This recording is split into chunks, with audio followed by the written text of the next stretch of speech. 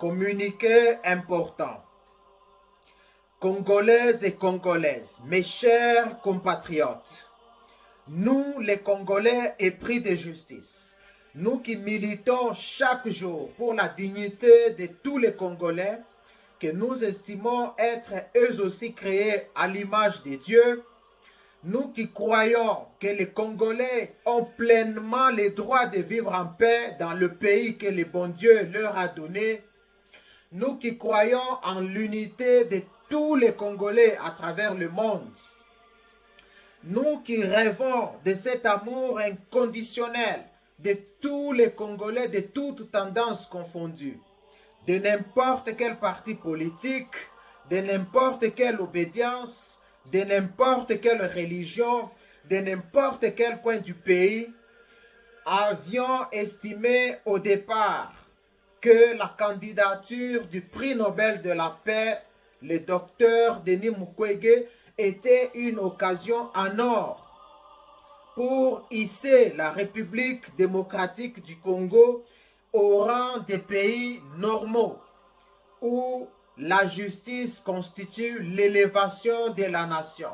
Car, dit-on, la justice élève une nation, l'injustice la déshonore et la corruption la détruit.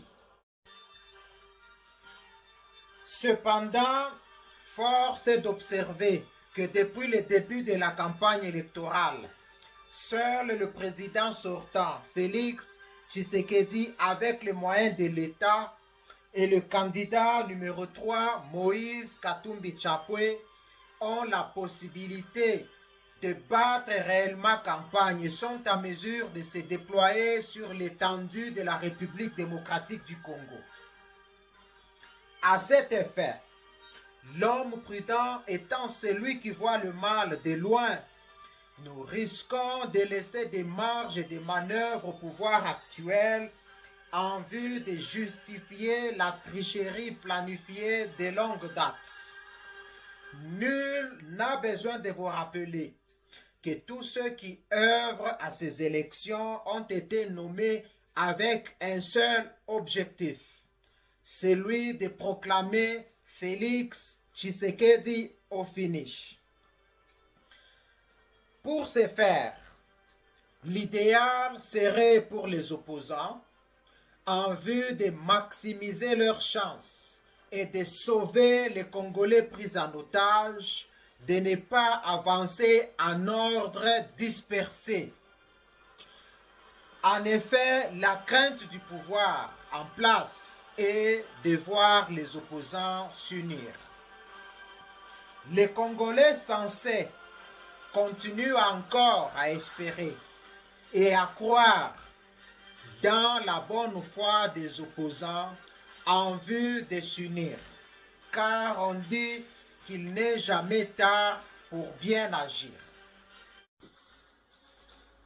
Ainsi, en entendant que les opposants s'unissent, nous devons faire un choix entre le président sortant et le candidat numéro 3 qui sont actifs sur le terrain. Pour ce faire, notre choix porte sur le candidat numéro 3, Moïse Katumbi Chapwe, car nous croyons qu'avec lui, un Congo meilleur est encore possible. Notre choix se justifie du fait que le président Félix Tshisekedi a non seulement échoué sur tous les plans, mais il a en plus plongé la République démocratique du Congo dans le chaos. Qui oubliera le détournement de l'argent des 100 jours? Qui oubliera le détournement de l'argent de Tchilegelou? Qui oubliera le détournement de l'argent de Ram? Qui oubliera les déclarations de Jean-Marc Akabound qui charge le président Félix de faire sortir de jets privés d'argent pour aller les cacher dans des paradis fiscaux?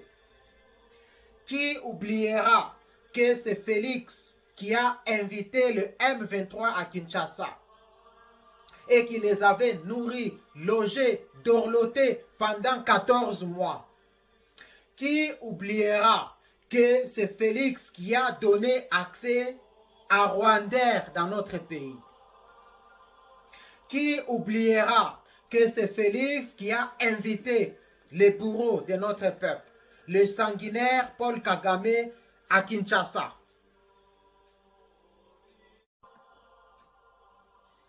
Qui oubliera les innombrables mensonges de Félix Tshisekedi, qui avait menti de faire de la République démocratique du Congo l'Allemagne de l'Afrique, qui a menti à Kolwezi qu'il allait faire de cette ville l'Europe de l'Afrique, qui a menti qu'il allait annuler le décret sur la commune de Minembwe, qui a menti qu'il allait construire des universités et ainsi de suite, qui a menti encore tout récemment qu'il allait organiser la Coupe d'Afrique en République démocratique du Congo, qui a menti encore qu'il allait construire des stades pour des Coupes d'Afrique et des Coupes du monde. Congolaises et Congolaises, notre pays doit être un pays normal, où les choses se passent de façon normale. Qui oubliera les innombrables voyages? Beaucoup savent que Félix a passé une grande partie de son mandat à l'extérieur de la République démocratique du Congo. Qui oubliera que c'est Félix qui a invité les armées étrangères dans notre pays?